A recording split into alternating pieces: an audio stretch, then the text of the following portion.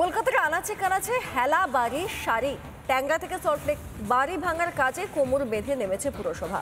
যখন বেআইনি বহুতল গজিয়ে উঠছিল তখন কোথায় ছিল পুরসভার এই তৎপরতা? বহুতলের একাংশ গুড়িয়ে দিয়েছে পুরসভা। বহুতলে ৩০ পরিবারের বাস। কোথায় যাবেন বাসিন্দারা? চিন্তা বাড়ছে বাড়ি ভাঙার কাজে স্থগিতাদেশ চেয়ে হাইকোর্টে মামলাও করেছেন বহুতলের বাসিন্দারা।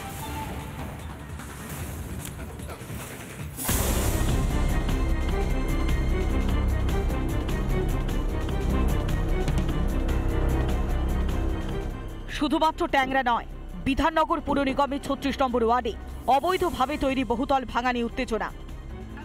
মাথার ওপর একমাত্র ছাদ, সেটাও চলে গেলে পথে বসার জোগাড়। ছাদ বাঁচাতে মরিয়া চেষ্টা আবাসিকদের। সল্টলেকের শান্তিনগরে বেআইনি বহুতলে ঢোকার গেটে তালা ঝোলালো আবাসিকরা। দরজা আগলে রেখে লড়াই চালালো বহুতলের বাসিন্দারা। এই বাড়িতে ৩০টা পরিবার এই মুহূর্তে বসবাস করছে। তারা বলছে যে এই চত্বরে একাধিক ইললিগাল ফ্ল্যাট রয়েছে, সেগুলোর বিহিত না করে কেন শুধুমাত্র তাদের এই ফ্ল্যাটকে বেছে নেওয়া হলো। তো দেখাই বাড়ির গেটের সামনে যারা বাসিন্দা তারা কিন্তু তালা ঝুলিয়ে দিয়েছে। सारा सामान के साथ हम लोग तो बूढ़े गए अंदर है जब 63 माय वाइफ इज 55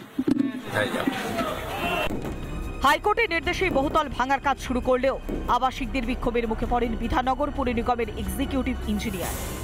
অনেকবার বুঝিয়ে শুনিয়ে আবাসনে ঢোকার চেষ্টা করলেও সবটাই বিফলে যায়।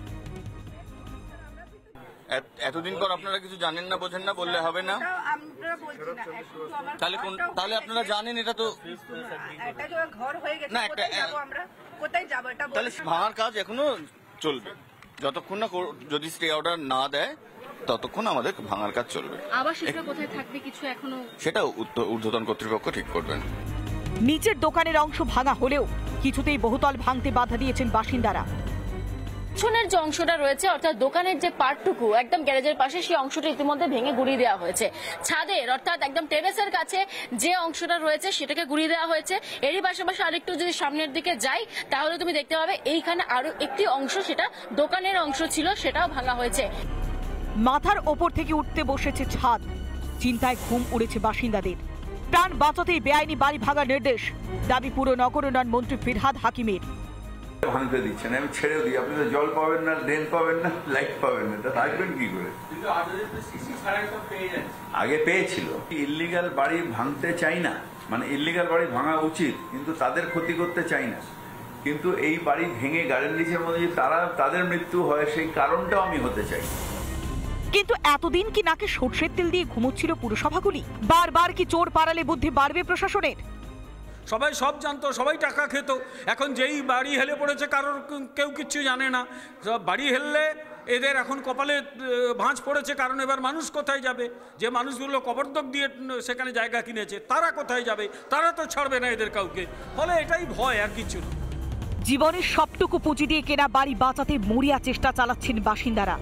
বিক্ষোভের মুখে ফিরে যেতে হয় বিধাননগর পুর নিগমের এক্সিকিউটিভ ইঞ্জিনিয়ারকেও।